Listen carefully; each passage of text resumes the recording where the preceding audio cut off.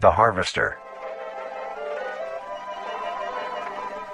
The harvester is a large, bulbous mass, with a large amount of tendrils spreading from the base. The bulb measures around 3 meters in height and 2 meters in diameter. The tendrils, on the other hand, can extend up to 150 meters in diameter horizontally. The harvester is a specialized form of crawl that grows in a unique and deadly way. A harvester is created when a node, that will grow into a harvester, instead of separating, continues to grow. Eventually, it will grow tendrils of its own. It uses the energy provided by its mother branch and expands its reach further. Its tendrils, hidden just below the surface of the ground. The harvester is equipped with 2 types of specialized tendrils. The first type is bulky and flat. They lie the closest to the surface. These branches are lined on each length of the tendril with spines, extending in the shape of a bear trap. On each side of the branch, those particular spines have a vein that feed into them, that pump 2 types of venom. On one side, the spines can inject a neurotoxin, which will attack the nervous system of whomever it is injected into, causing sudden paralysis. The other side can inject an anticoagulant, which when injected, prevents blood cells from clotting.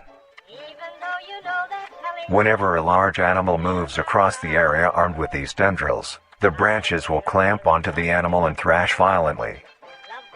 Once the prey has been injected with both venoms, the tendrils will rest and the prey will immediately collapse.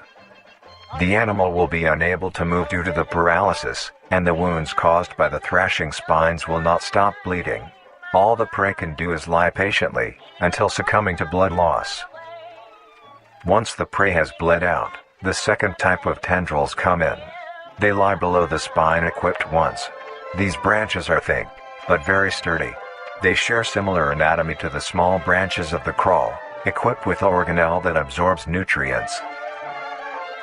These tendrils sense the blood, and move their way to the surface and begin to absorb the vital fluid. Once the blood has been consumed, the tendrils will wrap around the body and begin to shuffle downwards. This movement loosens the soil and slowly pull the body underground. Once secure, the tendrils will continue to feed until there is nothing but scraps. The nourishment absorbed by the tendrils will be sucked back into the main bulb of the harvester. This bulb houses all the vital organs and the venom glands that pump into the spines. The nutrients are then converted into usable energy. The remains underground decompose, providing a rich soil, causing very prominent plant growth, which then attracts more animals. A strange behavior the harvester displays is its choice of diet. The spines will only activate on larger animals, allowing smaller ones to pass by unaffected. The spines will also not activate on some species of bird. There are a couple theories as to why this happens. 1. It could be that attacking smaller animals would cost too much energy for what they get in return, making it not worth the time. Another could be that smaller animals may attract larger animals or predators, allowing a safe place where prey may thrive, and lure more predators. It truly is astonishing. Although it is a spectacular creature, it is also very dangerous. The harvester is decently rare, only populating sparse areas in the northern hemisphere and woodland forests.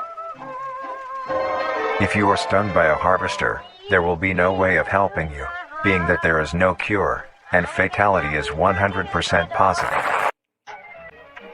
The best thing you can do is avoid encountering a harvester in the first place.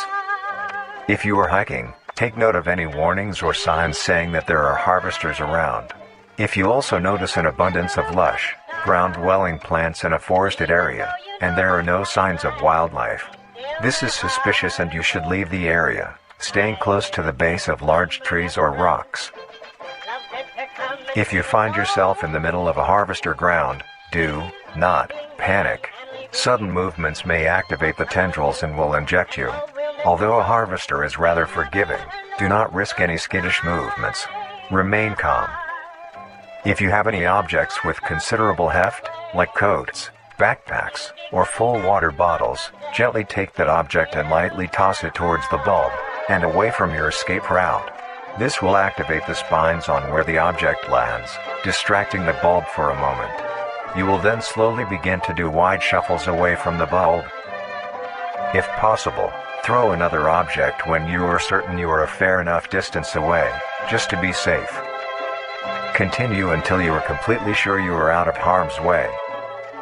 You may come out unscathed, but don't be too obnoxious, or you will be a harvester's next meal. Next up is the host.